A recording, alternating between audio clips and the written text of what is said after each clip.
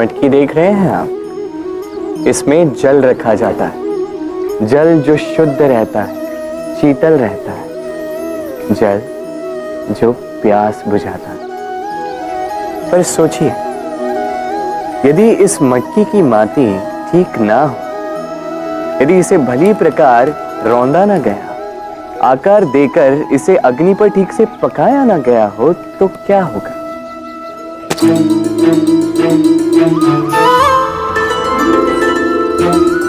यही मन के साथ भी होता है, क्योंकि यदि प्रेम ये जल है, तो इसकी मटकी है मन। मन रूपी पात्र में यदि विश्वास की माटी ना हो, यदि आंसुओं से उसे भिगोया ना गया, समय रूपी कुम्हार ने उसे आकार ना दिया हो और परीक्षा की अग्नि में उसे पकाया ना गया हो, तो प्रेम मन में नहीं ठहर सकता। तो यदि प्रेम को पाना है तो हृदय पर काम करना होगा और मन से कहना होगा, राधे राधे।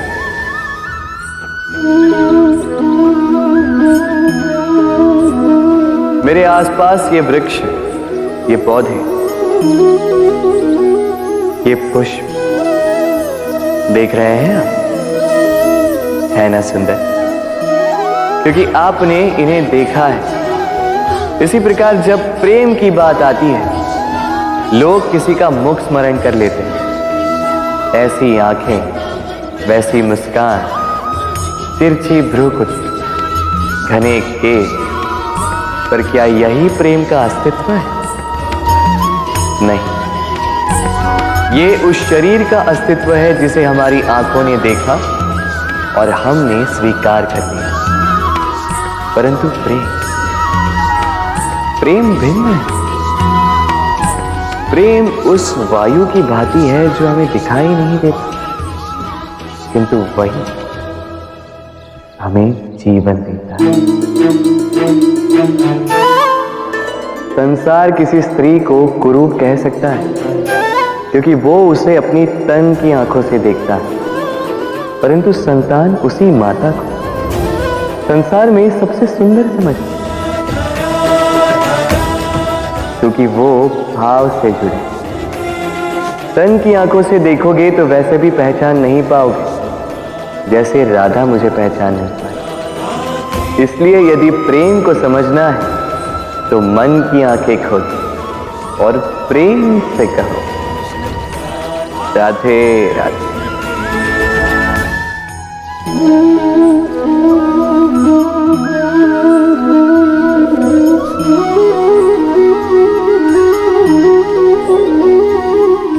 किसी भी वस्तु को बांध सकने के लिए किसी बंधन का, किसी रस्सी का होना आवश्यक है, परंतु इस रस्सी को बांध सकने की शक्ति कौन देता है?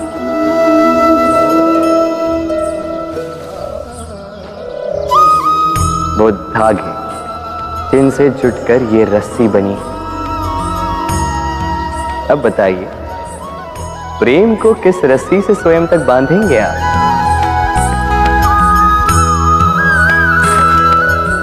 प्रेम बनता है विश्वास से, और विश्वास की डोरी के धागे सत्य के धागों से बुने जाते हैं। अब प्रश्न ये उठता है कि सत्य क्या है? वो जो हमने देखा, वो जो हमने सोचा? नहीं, हमारा सत्य वो है जिस पर हमने विश्वास कर लिया, और विश्वास वो जिसे हमने सत्य समझ लिया। वास्तविकता में सत्य और विश्वास दोनों एक ही सिक्के के दो छोर हैं।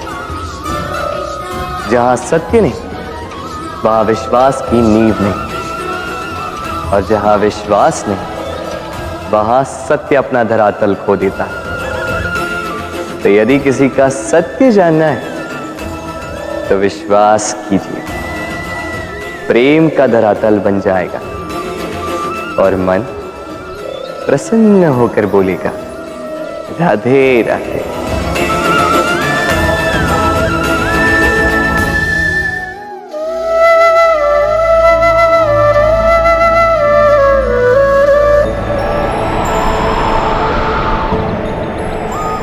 जब भी प्रेम की बात आती है, हम सबसे पहले मन में एक नायक और एक नायिका का चित्रण कर लेते हैं। क्यों? आपके साथ भी यही होता है ना? पर क्या प्रेम केवल नायक नायिका के आकर्षण का बंधन है?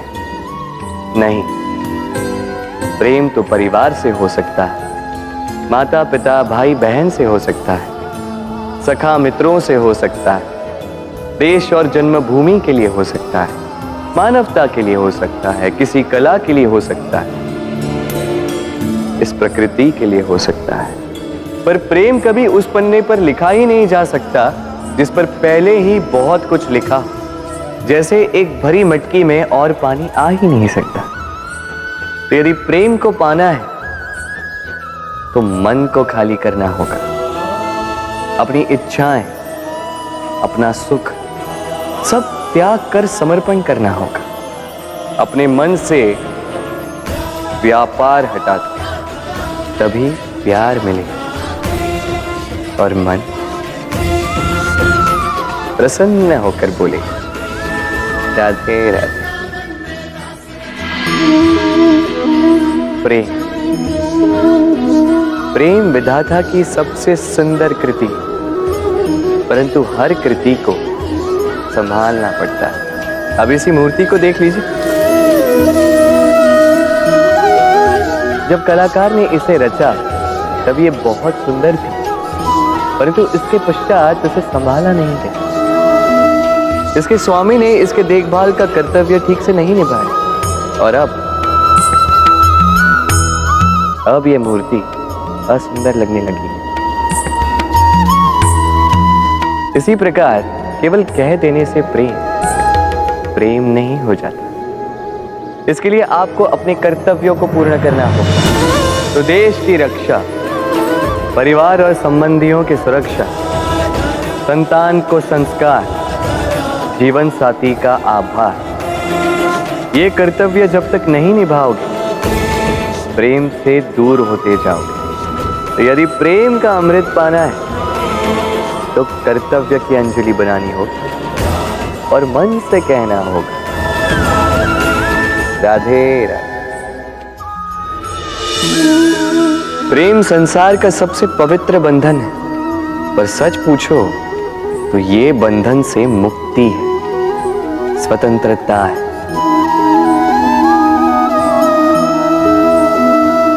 नहीं समझे? समझाता हूं। यदि कोई आपका प्रेम ठुकरा दे, यदि कोई आपका प्रेम समझ ही ना पाए तो क्या होगा? कुछ उदास हो जाएंगे, कुछ छल करके प्रेम पाना चाहेंगे, तो कुछ बलपूर्वक प्रेम पर अधिकार करना चाहेंगे। किंतु यह आवश्यक नहीं कि जिससे आप प्रेम करते हो उसे भी आपसे प्रेम, क्योंकि प्रेम कोई वस्तु नहीं है, न राज्य है न धन जिसे आप बल से अपने वश में कर सको। प्रेम वो शक्ति है जो आपके लिए हर बंधन तोड़ सकती है, किंतु स्वयं किसी बंधन में नहीं फंसती। तो जिससे भी आप प्रेम करते हो उसे स्वतंत्र छोड़ दीजिए, क्योंकि स्वतंत्रता ही वो भाव है जो जीव को सबसे अधिक प्रिय है। प्रेम सच्चा होगा तो उसे अवश्य समझ में आए। तब तक के लिए निस्वार्थ भाव से प्रेम कीजिए, स्वार्थ हट जाएगा तो प्रेम आ ही जाएगा और मन प्रसन्न होकर बोलेगा, राधे राधे।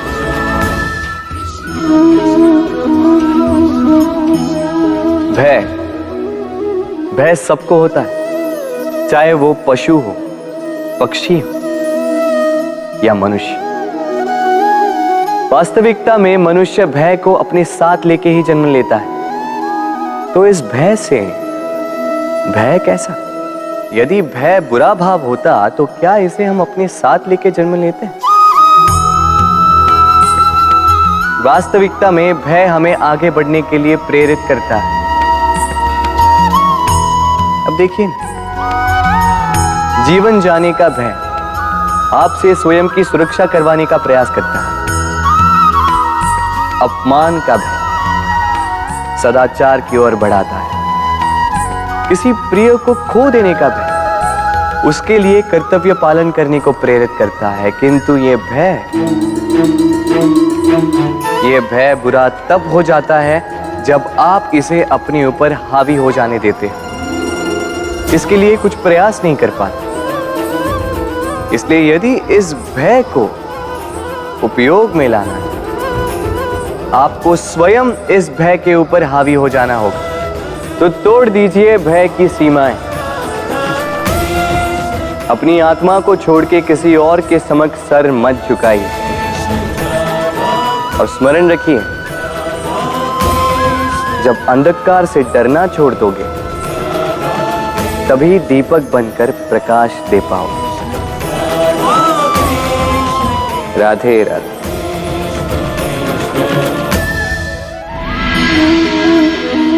मनुष्य का स्वभाव है कमाना, संग्रह करना, फिर चाहे वो धन हो, नाते, संबंध या हो प्रसन्नता। परंतु क्या आपने कभी सोचा है, नियति ने यह संग्रह करने की प्रकृति मनुष्य में क्यों डाली? एक बीज से पौधा पनपता, उसके भोजन से फल संग्रहित होता। क्यों? इसलिए ताकि वृक्ष उसे स्वयं खा सके? नहीं, बल्कि इसलिए ताकि वो भूखे जीवों में बांट सके। अब आप पूछेंगे कि इसमें वृक्ष का क्या लाभ?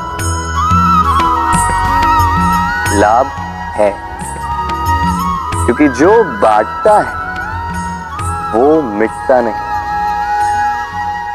जो फल ये जीव खाते हैं वो उसके बीजों को वातावरण में बिखेर देते हैं, जिससे जन्म लेते हैं नए वृक्ष।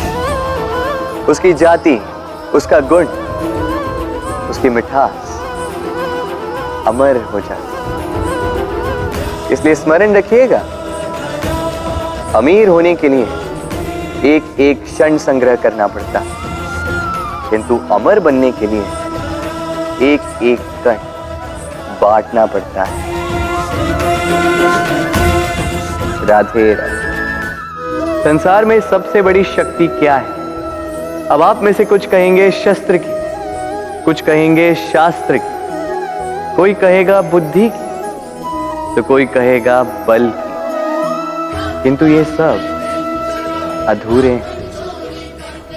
संसार में सबसे बड़ी शक्ति है मित्रता। यदि सच्ची मित्रता प्राप्त हो जाए तो वही सबसे बड़ा धन है। जब आप कठिनाइयों में होंगे तो मित्रता शस्त्र बनकर सहायता करेगी। मार्ग भटक जाओगे तो मित्रता शास्त्र बनकर आपको राह दिखाए। षड्यंत्र में फंस जाओगे तो बुद्धि बनकर बाहर निकालेगी। अकेले हो जाओगे तो ममता बनकर साथ निभाएगी। तो यदि इस संसार में कुछ कमाना है तो धन नहीं, मित्रता कमाओ। और स्मरण रखिएगा, यदि इस संसार में मित्र बनाना आपकी सबसे बड़ी दुर्बलता है तो आप इस संसार के सबसे शक्तिशाली प्राणी हैं। राधे राधे। जब से मनुष्य जाति का अस्तित्व बना है तभी से युद्ध भी अस्तित्व में आया। युद्ध जो कभी धन का द्वंद्व बनकर सामने आता है तो कभी सुरक्षा का हथियार बनकर, कभी विजय की भूख के लिए तो कभी पराजय टालने के लिए। किंतु वास्तविकता तो यही है कि यदि आपको आगे बढ़ना है तो बाधाओं से युद्ध तो करना होगा। परंतु युद्ध के लिए सज्ज रहना इतना महत्वपूर्ण नहीं है जितना महत्वपूर्ण है यह समझना कि युद्ध को टाला कब जा सकता है। क्योंकि सबसे सफल युद्ध वही होता है जो कभी लड़ा ही ना जाए। आप युद्ध में विजय प्राप्त करके स्वयं का मान तो बढ़ा लो, किंतु अपना बल खो दो। इसलिए जहां तक हो सके युद्ध को टालो, इस शक्ति को संग्रहित रखो, ताकि जब ये युद्ध धर्म बन के सामने आए आप उससे पूरे बल के साथ लड़ सको। राधे राधे। मन बड़ी ही विचित्र कृति है ये मन। शरीर के किस अंग में बसता है कोई नहीं जानता, किंतु संपूर्ण शरीर इस मन की इच्छा साकार करने के लिए प्रयास करता रहता है। अब यदि मन कुछ खाने का करे तो व्यक्ति उसकी वनों उपवनों की इच्छा साकार करने का माध्यम ढूंढता रहता है। अब यदि मन किसी को शत्रु समझ ले तो व्यक्ति उसे नष्ट करने का हर संभव प्रयास करता है। अब यदि मन किसी से प्रेम करे तो उसकी प्रसन्नता के लिए हर सीमा लांघने के लिए सज्ज रहता है। परंतु जीवन सुखद हो इसके लिए आवश्यक है कि मन खाली हो। इस बांसुरी की भांति भीतर कुछ भी नहीं, न राग है न द्वेष, तब भी तार छेड़ने पर स्वर निकलता है। इसी प्रकार मन को भी भावनाओं से मुक्त रखना आवश्यक है। स्मरण रखिए, मन में कुछ भर के जियोगे तो मन भर के जी नहीं पाओगे। राधे राधे।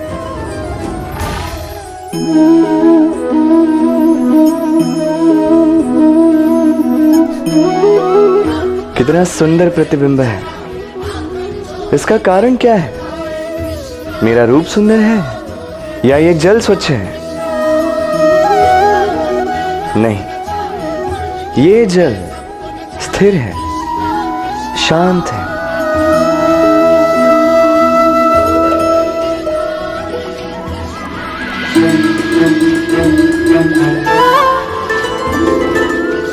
अंतर देख रहे हैं आप? वही जल है, वही रूप है, किंतु ये स्थिर नहीं है, शांत नहीं है, और इसी कारण मैं अपना प्रतिबिंब इसमें नहीं देख पा रहा हूं। क्रोध के साथ भी यही होता है। यदि आप स्थिर हैं, शांत हैं, तो आप आपकी आत्मा को देख, सुन और समझ पाओगे, किंतु क्रोध इस आत्मा की पुकार को पी जाता है। इसलिए अपने क्रोध पर वश रखें। कहीं ऐसा ना हो कि मूर्खता के कारण जन्मा ये क्रोध आपको पश्चाताप के अंत तक ले जाए। राधे राधे।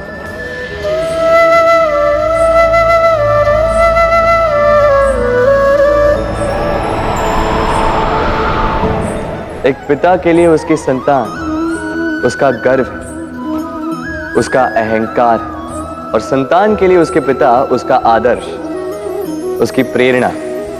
बिना कहे पिता संतान की हर इच्छा समझ जाता है और उसे पूरी करने की चेष्टा करता है। दूसरी ओर संतान सदैव प्रयास करता है कि अपने माता पिता को गर्वित करता रहे, किंतु ये बंधन एक स्थान पे आके टूट जाता है। तब जब संतान स्वयं की इच्छा से अपना जीवन साथी चुनना चाहे। क्यों?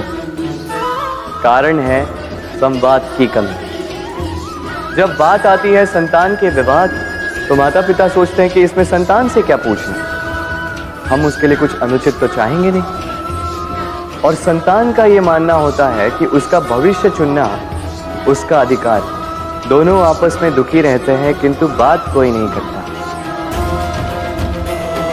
होना यह चाहिए कि माता पिता को उसी स्नेह के साथ संतान की इच्छा समझ लेनी चाहिए, और संतान को उसी विश्वास के साथ माता पिता को विश्वास में ले लेना चाहिए। एक बार संवाद करके देखिए, वर्तमान और भविष्य दोनों ठीक हो जाएंगे और मन